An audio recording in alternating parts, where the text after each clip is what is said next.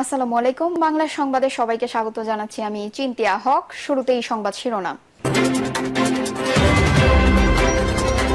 দেশে নব্য ফ্যাসিবাদ আবার চেপে বসেছে বলছেন জিএম কাদের।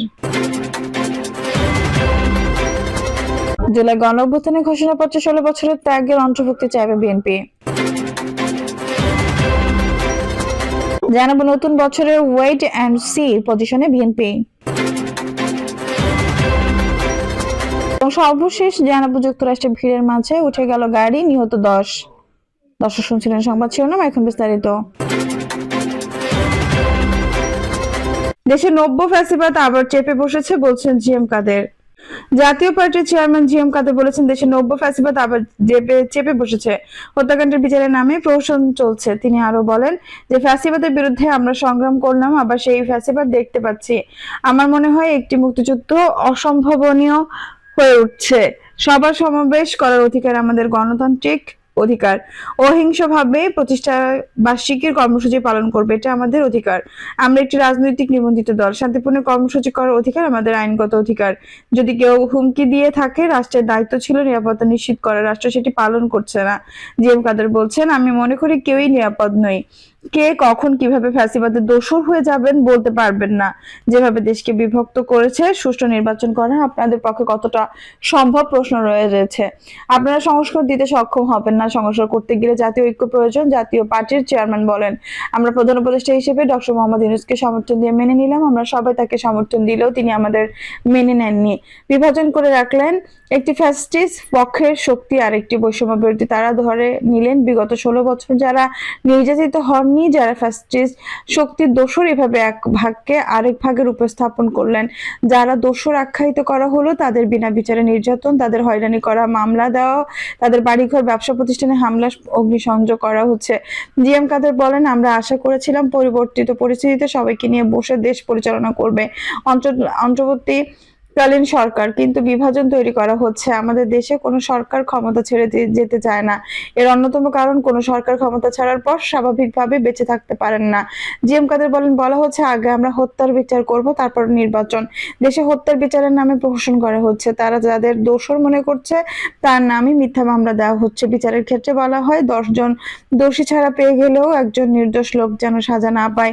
আমরা দেখছি উল্টো, প্রতিহিংসার আগুন ছড়িয়ে দেওয়া হচ্ছে, প্রতিপক্ষকে ফাঁসানো হচ্ছে। আশঙ্কা হয় প্রতিপক্ষকে নির্মূল করাই সমাধান। তাহলে কি 50 ভাগ লোককে নিশ্চিহ্ন করা হবে? তাদের যেন তেন ভাবে ফাঁসি দেওয়া হবে? পাকিস্তান চেয়েছিল, তারা পারেনি। রাজনৈতিক প্রতিপক্ষকে ব্যক্তিগত শত্রুতার পর্যায়ে নিয়ে যাওয়া হচ্ছে। এসব বিচারের করতে 5 থেকে 10 বছর সময় লাগতে পারে। হত্যার বিচার বলে কালক্ষেপণ করার কোনো সুযোগ নেই। জুলাই গণঅভ্যুত্থানের ঘোষণাপত্রে 16 বছরের ত্যাগের অন্তর্ভুক্তি চাইবে বিএনপি। জাতীয় ঐক্যমত্যের ভিত্তিতে জুলাই গণঅভ্যুত্থানের ঘোষণাপত্র তৈরির যে দায়িত্ব অন্তর্বর্তী সরকার নিয়েছে, সেটাকে সমর্থন করে সব রাজনৈতিক দল। কিন্তু সরকার এই উদ্যোগ কতটা সফল হবে তা নিয়ে অনেকের মধ্যে সংশয় আছে। তবে রাজনৈতিক দলগুলো মনে করছে, গণঅভ্যুত্থানের নেতৃত্ব দেওয়া ছাত্রদের পক্ষ থেকে জুলাই বিপ্লবের ঘোষণাপত্র দেওয়া নিয়ে হঠাৎ রাজনৈতিক অঙ্গনে যে উত্তেজনা সৃষ্টি হয়েছিল তা থেমেছে। এই নিয়ে বড় ধরনের রাজনৈতিক বিতর্ক বিভেদ আপাতত এড়ানো গেছে। এখন প্রশ্ন উঠেছে, গণঅভ্যুত্থানের ঘোষণাপত্র কিভাবে তৈরি হবে, এই ঘোষণাপত্রে কি কি থাকবে। ইতিমধ্যে জুলাই গণঅভ্যুত্থানের সম্মুখ সারির ছাত্র নেতারা ঘোষণাপত্রে 72-এর সংবিধানকে বাতিল করা, আওয়ামী লীগকে অপ্রাসঙ্গিক করার ঘোষণা দিয়ে রেখেছেন। অন্যদিকে বিএনপি দায়িত্বশীল নেতাদের সঙ্গে কথা বলে জানা গেছে, তারা এই ঘোষণার কেবল জুলাই আগস্ট 36 দিনের গণঅভ্যুত্থানের সময় নয়, বিগত 16 বছরের আন্দোলনের ত্যাগের স্বীকৃতি চাইবেন। তবে সরকারের উদ্যোগকে সঠিক বলে মনে করেছেন বিএনপির নেতৃত্ব। এ বিষয়ে বিএনপি মহাসচিব মির্জা ফখরুল ইসলাম আলমগীর প্রথম আলোকে বলেন, তারা মনে করেন এই ঘোষণায় বিগত 16 বছরের আন্দোলন সংগ্রাম, গুম খুন, নির্যাতন, নিপীড়ন, জেল জুলুম সহ রাজনৈতিক দলগুলোর ভূমিকা সব থাকতে হবে। ফ্যাসিবাদ বিরোধী আন্দোলনে যুক্ত রাজনৈতিক দলগুলোর সঙ্গে আলোচনা করে বিষয়ে একমত হয়ে তা করতে হবে।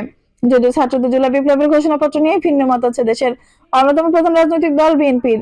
তারা এটাকে বিপ্লব নয়, গণ অভ্যুত্থান মনে করে। ফলে প্রোক্লেমেশন নয়, গণ অভ্যুত্থান নিয়ে এটাকে ডিক্লারেশন বা ঘোষণা আসতে পারে বলে মনে করে দলটি। নতুন বছরে ওয়েট অ্যান্ড সি পজিশনে বিএনপি। অন্তর্বর্তী সরকারের উদ্দেশ্যে নিয়মিত জাতীয় নির্বাচনের দাবি করলে মুখ্যত বিএনপি ধৈর্যের সঙ্গে পরিস্থিতি মোকাবেলার পক্ষে। আগামী ত্রয়োদশ জাতীয় সংসদ নির্বাচনের আগে দলীয়ভাবে বড় কোনো সিদ্ধান্ত যাচ্ছে না দলটি। এই ক্ষেত্রে নীতি নির্ধারকরা আরো ধৈর্যের সঙ্গে পরিস্থিতি বুঝে সামনে এগোনোর পক্ষে। নতুন বছরে তাই বিএনপি অনেকটাই ওয়েট অ্যান্ড সি পজিশনে রয়েছে। দলটির স্থায়ী কমিটির একাধিক সদস্য বাংলা ট্রিবিউনকে জানিয়েছেন, বৈষম্যবিরোধী ছাত্র নেতাদের পক্ষ থেকে 31 December proclamation of July revolution প্রোগ্রামকে কেন্দ্র করে সন্দেহজনক পরিস্থিতির উদয় হয়েছে। এই পরিস্থিতিতে রাজনৈতিক দলগুলো অনেকটা সম্মিলিতভাবে সরকারের কাছে প্রোক্লেমেশন অব জুলাই রেভুলেশন নিয়ে আপত্তি তোলে। এরপর সরকারের পক্ষ থেকে জুলাই ঘোষণার কথা জানানো হলে 31 ডিসেম্বর প্রোক্লেমেশন অব জুলাই রেভুলেশনের বদলে মার্চ ফর ইউনিটি কর্মসূচি পালন করে বৈষম্যবিরোধী অনুসারীরা। বিএনপির প্রভাবশালী একটি সূত্র জানায়, বৈষম্যবিরোধী ছাত্র নেতারা বিএনপির ভারপ্রাপ্ত চেয়ারম্যান তারেক রহমানের সঙ্গে যোগাযোগ করেন। তারা রাষ্ট্রের একটি প্রভাবশালী প্রতিষ্ঠানের প্রধানের সঙ্গে যোগাযোগ করে। বৈষম্যবিরোধী ছাত্র নেতাদের এই উদ্যোগকে সামনে রেখে রাজনৈতিক দলগুলো এক ধরনের অস্বস্তিতে পড়ে। সে দেশ ধরে দলগুলোর অস্বস্তি এখনো কাটেনি। এরই মধ্যে বৈষম্যবিরোধী অনুসারীরা আগামী 15 জানুয়ারি আবারও প্রোগ্রাম করার ঘোষণা দিয়ে রেখেছে। মঙ্গলবার 31 ডিসেম্বর রাতে বাংলা ট্রিবিউনের সঙ্গে আলাপকালে বিএনপি স্থায়ী কমিটির একজন সদস্য বলেন, বিএনপি এখনো পরিস্থিতি নিয়ে স্পষ্ট নয়। আমাদের অবস্থান অনেকটাই ওয়েট এন্ড সি পজিশনে। এর মধ্যে চলতি মাসে বিএনপি চেয়ারপারসন খালেদা জিয়ার লন্ডন যাত্রার কথা রয়েছে বলে ঘোরাটে পরিস্থিতি পরিষ্কার হওয়ার অবধি বিএনপির অবস্থান অত্যন্ত নিয়মিত ও স্থিতিশীল থাকবে বলে মনে করি। বুধবার 1 জানুয়ারি ছাত্র দলের প্রতিষ্ঠা বার্ষিকীর অনুষ্ঠানে বিএনপির মহাসচিব মির্জা ফখরুল ইসলাম আলমগীরের কণ্ঠে উঠে এসেছে এই ইঙ্গিত। তিনি বলেন, আমরা বারবার বলেছি, দুর্ভাগ্যজনকভাবে বাংলাদেশে আবার চক্রান্তের খেলা শুরু হয়েছে। যে চক্রান্তের খেলার কারণে আমাদের নেত্রীকে 6 বছর জেলে থাকতে হয়েছে। এখন আমাদের ভারপ্রাপ্ত চেয়ারম্যানকে দেশের বাইরে থাকতে হচ্ছে। সেই চক্রান্ত আবারও শুরু হয়েছে। তিনি আরো বলেন, যারা বাংলাদেশে বিশ্বাসী, যারা জোর গলায় বলতে পারে সবার আগে বাংলাদেশ, এই দলের নেতাদের দূরে সরিয়ে রাখতে চাই। ইতিহাসে এই ঘটনা বহুবার হয়েছে। বাংলাদেশের মানুষ এই চক্রান্তকে কখনো সমর্থন দেবে না। বিএনপিকে ভেঙে ফেলার চেষ্টা বহুবার হয়েছে, কখনোই ভেঙে ফেলা সম্ভব হয়নি। নির্বাচনকে কেন্দ্র করে একজনকে বের করতে পারলেও 2টা লোককে তারা সরিয়ে নিতে পারেনি। কারণ বিএনপির যে রাজনীতি, এটা হচ্ছে দেশের জনগণের রাজনীতি। ছাত্র দলের সমাবেশে বৈষম্যবিরোধীদের উদ্যোগ নিয়ে প্রশ্ন তোলেন বিএনপির কেন্দ্রীয় যুগ্ম মহাসচিব সৈয়দউদ্দিন চৌধুরীও। তিনি উল্লেখ করেন, মার্চ ফর ইউনিটির নামে কেন সমাবেশ করতে হলো। ইউনিটির নামে এই ধরনের সমাবেশ বক্তব্য ষড়যন্ত্রকারী, লুটপাটকারী ও ফ্যাসিবাদীদের জন্য সহায়ক নয় কি? বিএনপি উচ্চ পর্যায়ের সূত্র জানায়, প্রথমে লন্ডন গিয়ে সেখান থেকে চিকিৎসার জন্য বেগম খালেদা জিয়া আমেরিকা যেতে পারেন।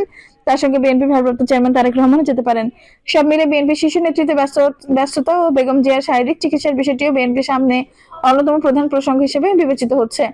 দলের বিভিন্ন পর্যায়ের নেতাদের সঙ্গে আলাপকালে জানা গেছে, চূড়ান্ত অর্থে প্রধান উপদেষ্টা ডক্টর মোহাম্মদ ইউনূসের বক্তব্য অনুযায়ী চলতি বছরের ডিসেম্বর বা 26 সালের শুরুতে নির্বাচন হলে পুরো প্রক্রিয়া নির্বাচনে রাখবে বিএনপি। পাশাপাশি তারেক রহমান ঘোষিত 31 দফা নিয়ে সক্রিয় থাকবে দলটির নেতাকর্মীরা। এ বিষয়ে জানতে চাইলে বিএনপির ভাইস চেয়ারম্যান শামসুজ্জামান দুদু বলেন, নতুন বছরটা হচ্ছে 24 ছাত্র জনতার অভ্যুত্থানের পরবর্তী সফল বছর। দীর্ঘ একটি স্বৈরতান্ত্রিক সরকারের পতনের নতুন বছর। বিএনপির গত 17 বছর ধরে একটি ভালো নির্বাচনের কথা বলে আসছে, ভালো সরকার প্রত্যাশার কথা জানিয়ে আসছে, সংগ্রাম করছে, দাবি করেছে সেটি অর্জনের বছর 2025। দলের অন্যতম এই নেতা উল্লেখ করেন, বিএনপির এই চাওয়ার সঙ্গে বর্তমান অন্তর্বর্তী সরকারের চাওয়ার মধ্যে সাদৃশ্য রয়েছে। সরকারের পক্ষ থেকে প্রধান উপদেষ্টা, সেনাপ্রধান, আইন উপদেষ্টা সহ অনেকেই বলেছেন 25-এর শেষে বা 26-এর শুরুতে জাতীয় নির্বাচন হবে। বিএনপির প্রত্যাশা আরো আগে নির্বাচন করতে পারলে ভালো, না হলেও তাদের দেওয়া সময়ের মধ্যে নির্বাচন হবে। বিএনপির মিডিয়া সেলের সদস্য শাহরুল কবির খান বলেন, বিএনপির সরকার গঠন করতে সক্ষম হলে রাজনৈতিক গুণগত পরিবর্তন এবং কল্যাণ রাষ্ট্র বিনির্মাণে বিএনপির ভারপ্রাপ্ত চেয়ারম্যান তারেক রহমান ঘোষিত 31 দফা প্রতিশ্রুতি অনুযায়ী এগিয়ে যাবে। দলের প্রতিষ্ঠাতা জিয়াউর রহমানের 19 দফা ও সাবেক প্রধানমন্ত্রী খালেদা জিয়ার ভিশন 2030-এর মধ্যে সামনে রেখে ঘোষিত 31 দফা বাস্তবায়নে বিএনপির প্রতিশ্রুতি। নতুন বছরে বিএনপি নেতাকর্মীরা জনগণের সামনে এই দাবি নিয়েই যাবেন। দলের স্থায়ী কমিটির একাধিক সদস্য জানান, সরকারের পক্ষ থেকে জুলাই অভ্যুত্থান নিয়ে যে ঘোষণার কথা বলা হয়েছে তাতে বিএনপি প্রস্তাব দেবে। দলের সিনিয়র নেতাদের ধারণা, 31 দফার ভিত্তিতে জুলাই ঘোষণার প্রস্তাবে যুক্ত থাকতে পারে বিএনপি। যুক্তরাষ্ট্রে ভিড়ের মাঝে উঠে গেল গাড়ি, নিহত 10।